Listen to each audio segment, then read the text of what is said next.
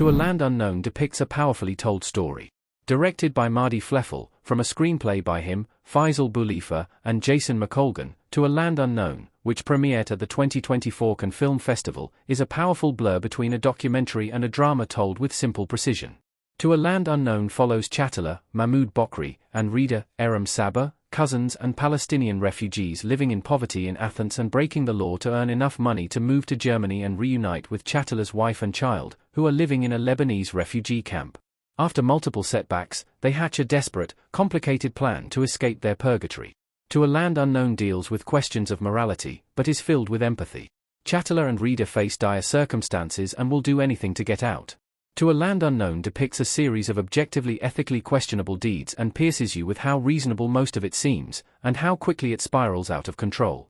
In no small part, this is because of the talented lead actors, who ground the story in people who are realistically frustrated and desperate. Chatala has multiple touching phone calls with his wife. The actress on the other end of the phone is also great, which firmly establishes the stakes for him.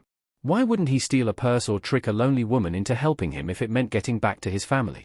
Both Bokri and Sabah are turbulent yet consistent.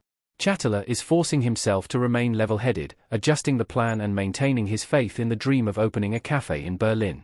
Rida, a drug addict and occasional sex worker, wants badly to be a good person, but is cornered into more duplicitous choices by circumstance. There is also Angeliki Papulia as Tatiana, whom Chatala convinces to help them smuggle out Malik, Mohammed al-Sarafa, a young boy who has fled Gaza and is trying to get to his aunt in Italy.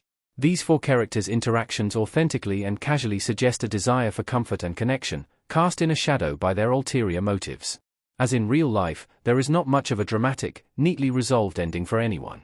A huge component of To a Land Unknown is the theme of displacement.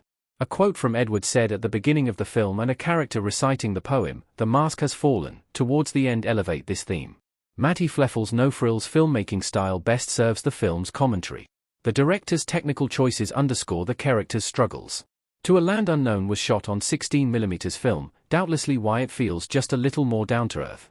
There are several meticulously chosen cinematography and editing choices which, though perhaps basic in technical execution, drive home the point of a given scene perfectly, whether emphasizing the setting, dialogue, or scenario. Marty Fleffel also does an impressive job of showcasing Athens, focusing on the most rundown parts of it, or the brief freedom of being above it all when looking down from a mountaintop.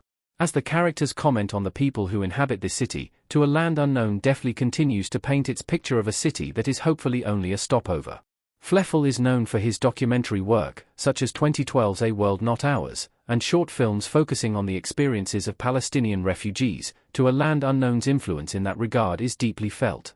The filmmaker was reportedly also eager to do something different from his past work with the thriller aspects of the film's plot, via Variety, though these aspects, while good, were over-advertised. To a Land Unknown is a grainy, almost documentary that elegiacally shows us a reality where things can escalate quickly, peppered with some quiet philosophical ponderings. It is focused on its small-scale story about the main characters who are burdened by pain and dead ends, but carefully works in the broader injustices it wants the audience to see.